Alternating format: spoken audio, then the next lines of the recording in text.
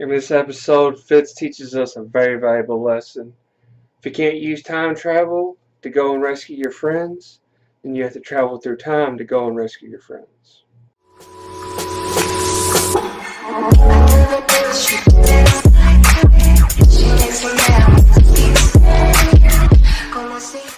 Welcome back, fellow agents.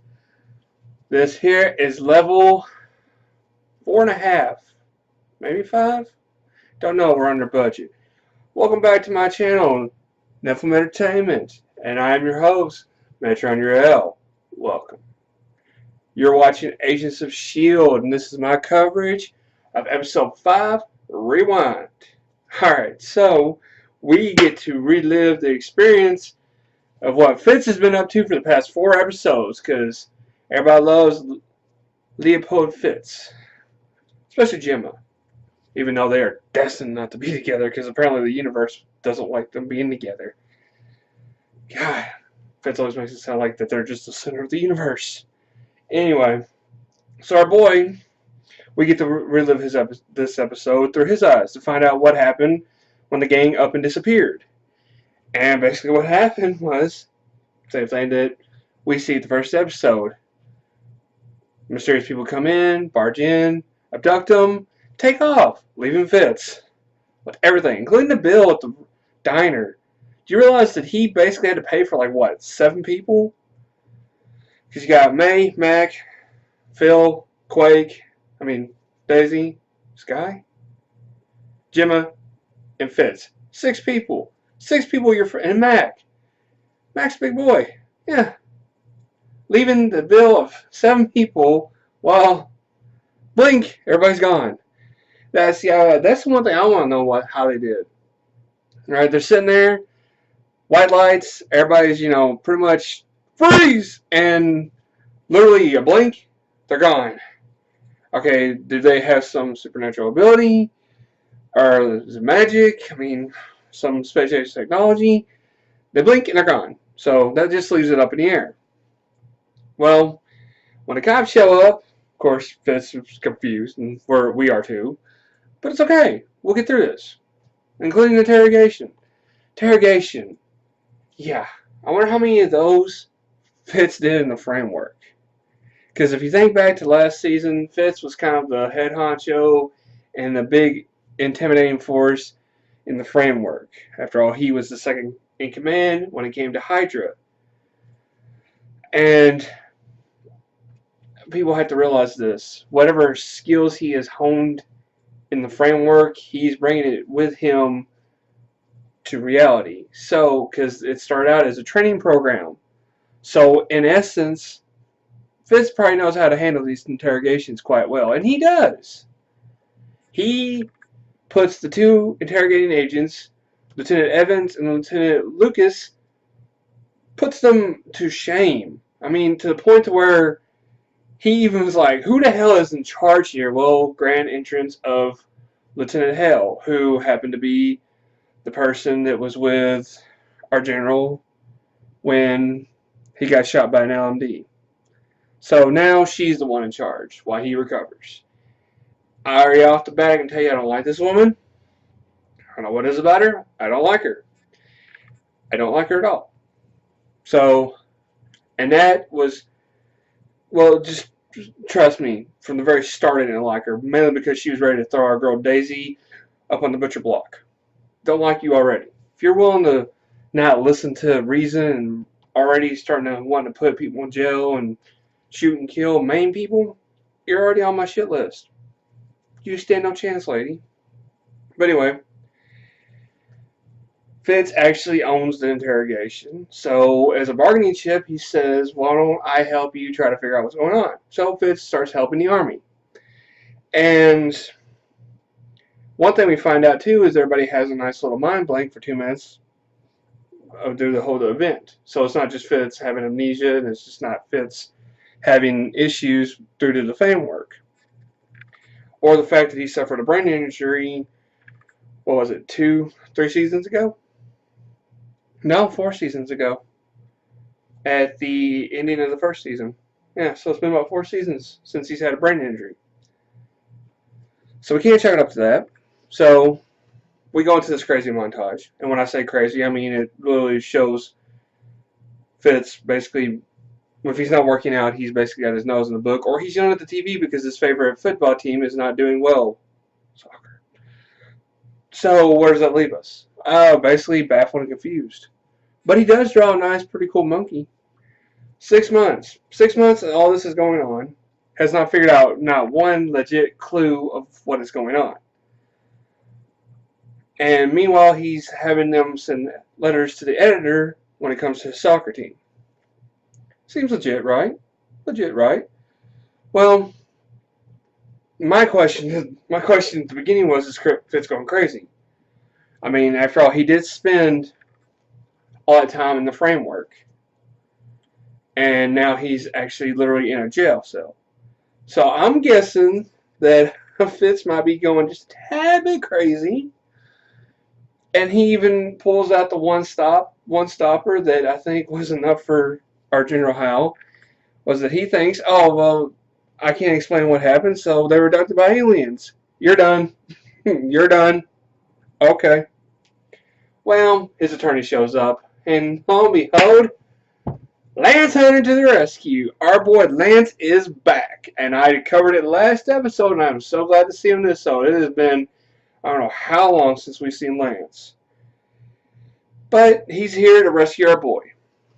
So, of course, in true Hunter style, how does he greet his long-lost friend? By yelling at him.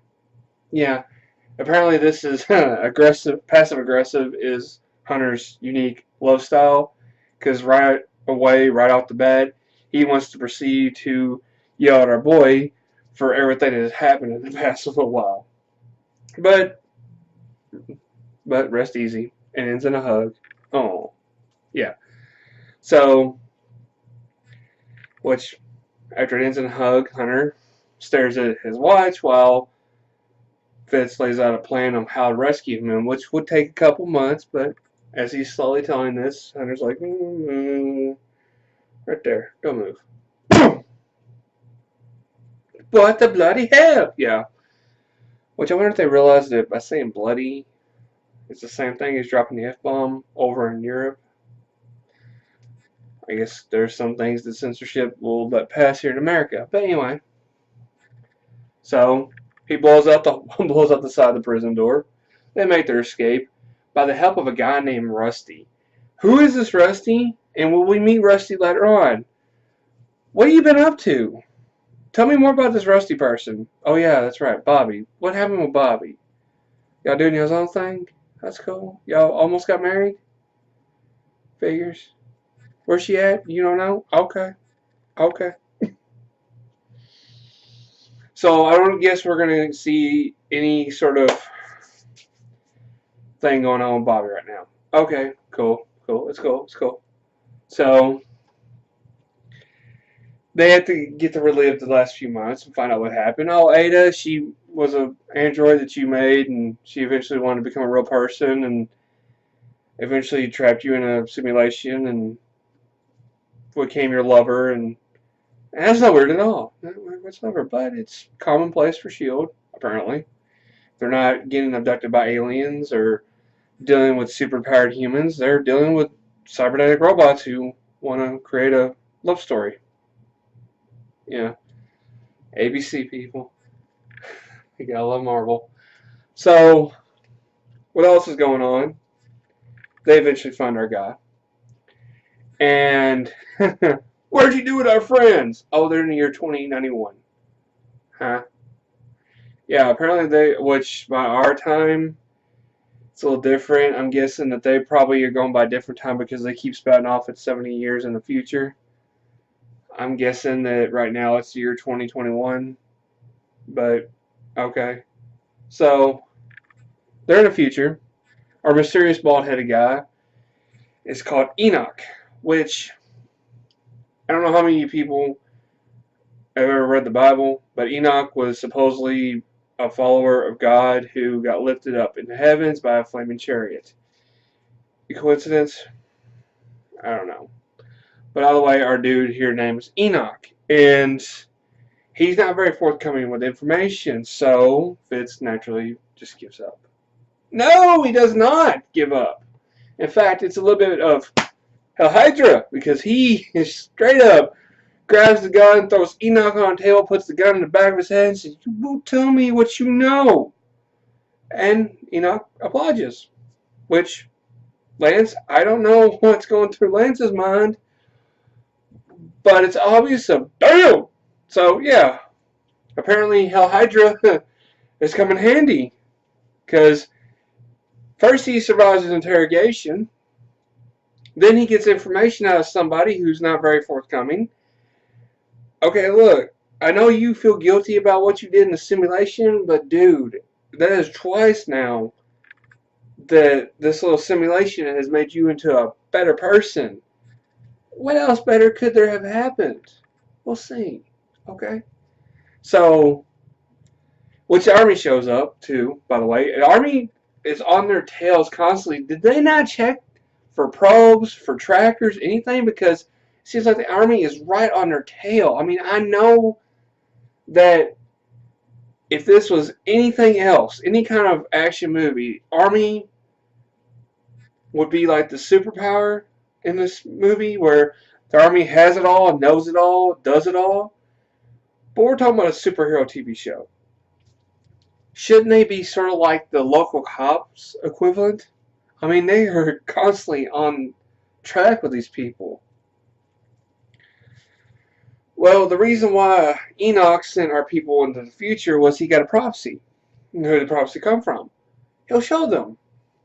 So I'm thinking of a wise sage, some tablet found in the middle of the desert. No, it's a little girl.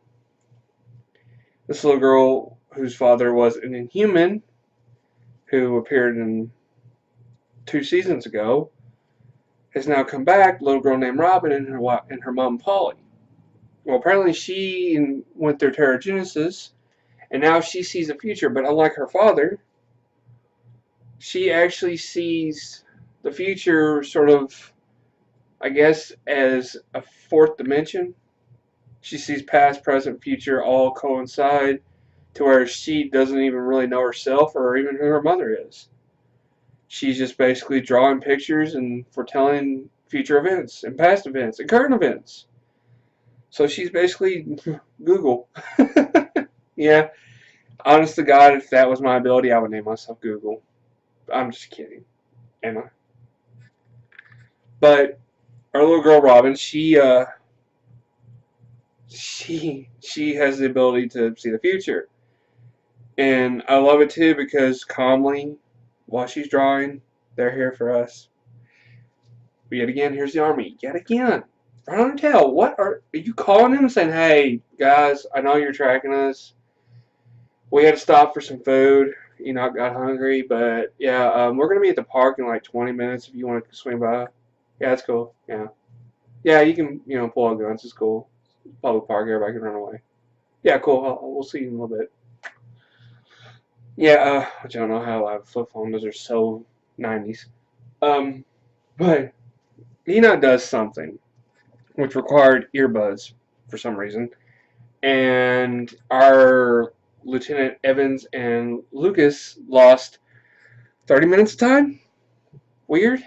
Yeah. So, when they lost their time, they realized that they need to go back to the boss lady and tell her what's going on. Well, apparently, the idea of a little girl who can see everything and know everything, apparently she'll know secrets too, which, yeah, it totally works that way.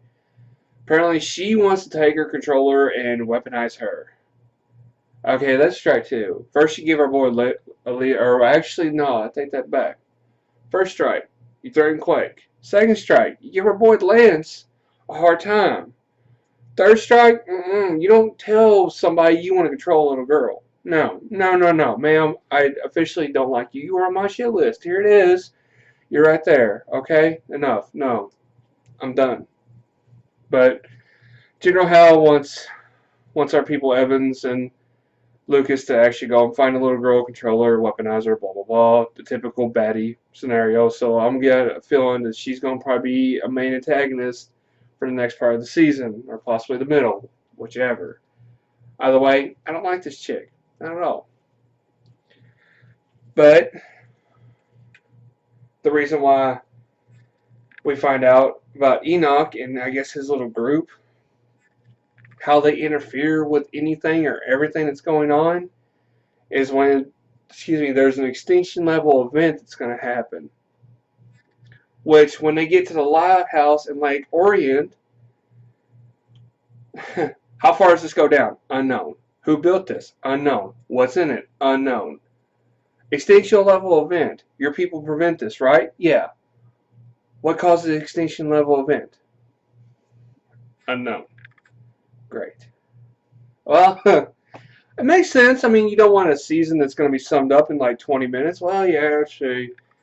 I mean, yeah, basically what happens is this, and this has happened, and this is how you can resolve it. Okay, so once we get our stuff all together, we'll get this done, right? Yeah. Short season? Yeah. No, not at all. But, meanwhile, while they're waiting to figure out a game plan, Hunter and Fitz have a nice little conversation, and apparently he admits the fact about him and Simmons. And he goes on this rant about how him and Simmons are doomed by the universe not to be together. You gotta love Hunter, because even though Hunter may not be book smart, the dude's got some wisdom about him. Because he even says, if the universe even cared, then why would they care whether or not you're all together? They care so much about you being apart, why would they care to begin with? So what's keeping y'all together apart anyway? I mean, it's deep, deep. But I love what he says too whenever Fitz is struggling with that whole dark side kind of thing, which, by the way, Fitz done that. Hunter loved it. You know, he said, and I quote, every light needs a shadow. Deep, once again. Hunter, you the man, you wise man, you wise Aussie man. Or are you British? Yeah, you said you were British. Either way, you're the man. Thank you so much for setting our boy Fitz on the right path. So, Hunter actually incites him to actually go and talk to Robin to find out why he wasn't along for the ride with his friends going to the future. Apparently, they needed help. Well, their help is needed now. So Enoch decides, okay, well, maybe now, since it's been prophesied that they're in danger and you need to help them, now we can let you go. But we're going to have to find a different means of travel. Okay, what is needed? What I was in for thousands of years, you need to go and get it back at the camp you just escaped.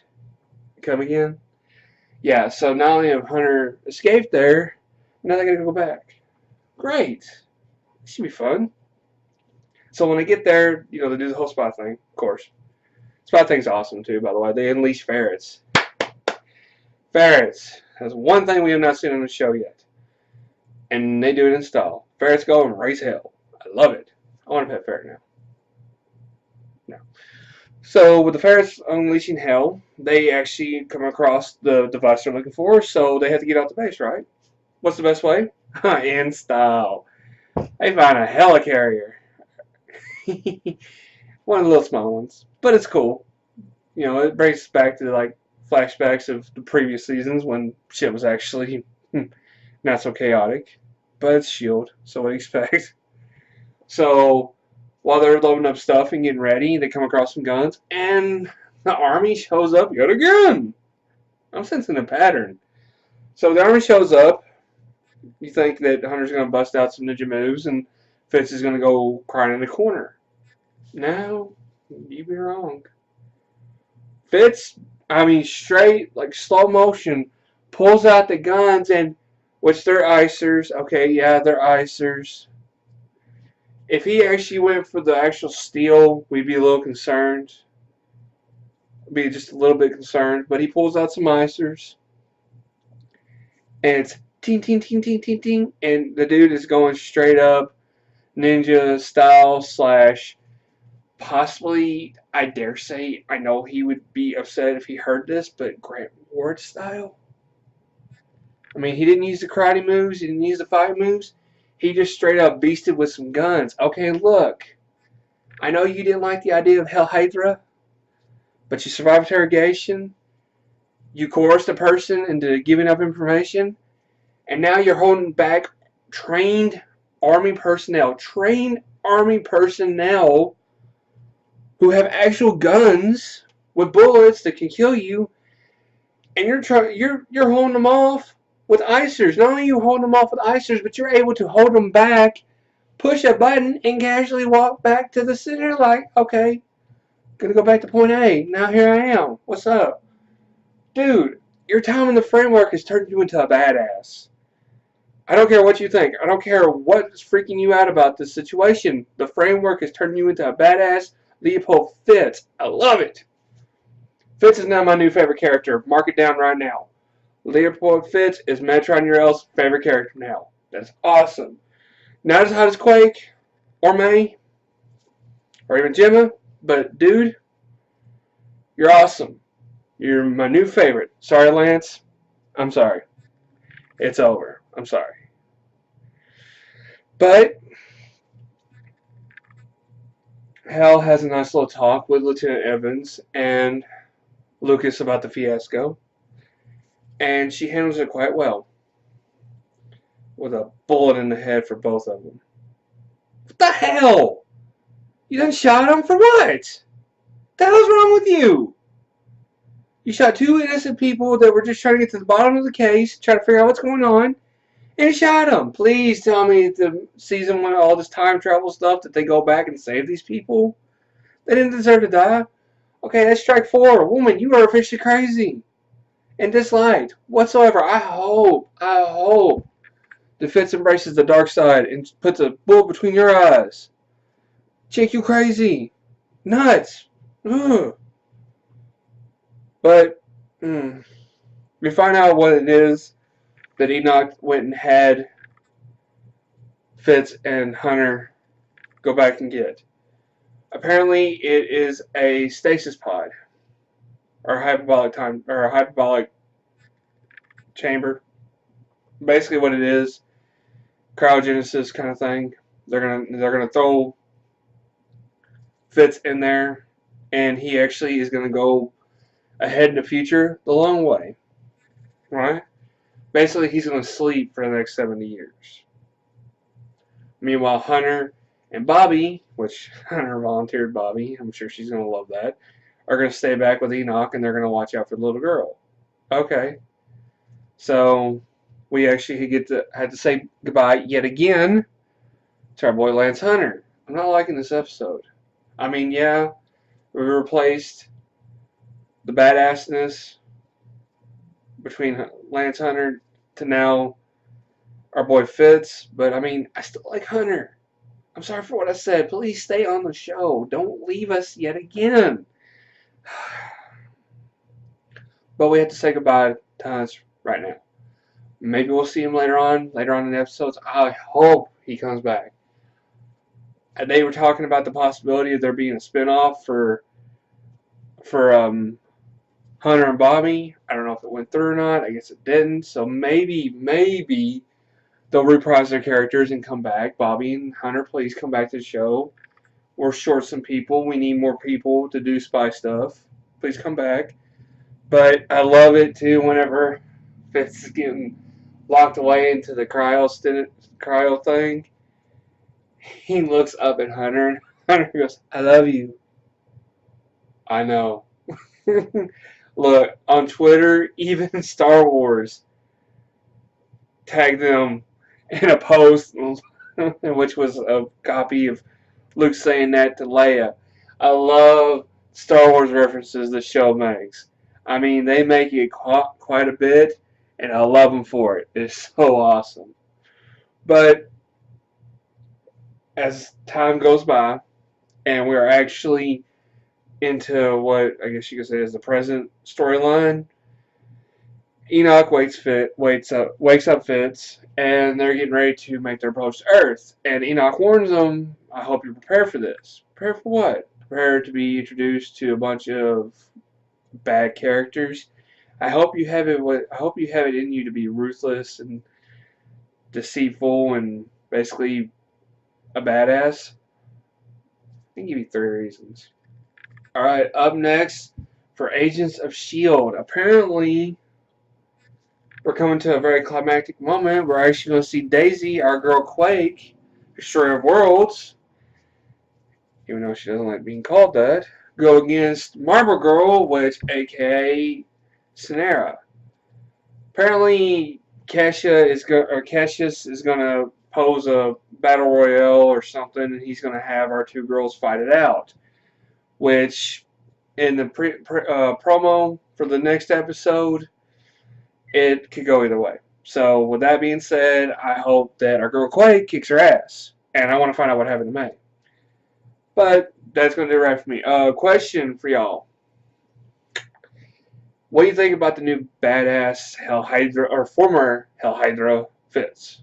What do you think about him? You think he's cool? You think he's awesome? Do you want to see more? Or do you think he needs to tone it back a bit? Be the lovable lab rat that he once was? Let me know up here. But that's going to do it right for me. Be sure to give me a big thumbs up down below and subscribe to my page for more content. Stay tuned to the end of the video for more content. But I'm S.H.I.E.L.D, and you're watching Nephilim Entertainment. To all you daydreamers and creators out there, keep your heads in the clouds. Peace.